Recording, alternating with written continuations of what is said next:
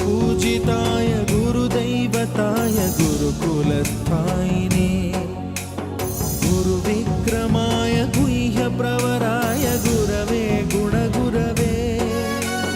गुरुदैत्यकलक्षेत्रे गुरुधर्मसदाराध्याय गुरुपुत्रपरित्रात्रे गुरुपाखण्डखण्डकाय